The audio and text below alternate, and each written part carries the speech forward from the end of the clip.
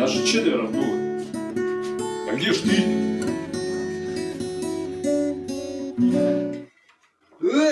Чё, кого свет выключите там, а? А это Штырь. Никто не знает, как его зовут по-настоящему. Зато с ним знакомы почти все жители нашего города.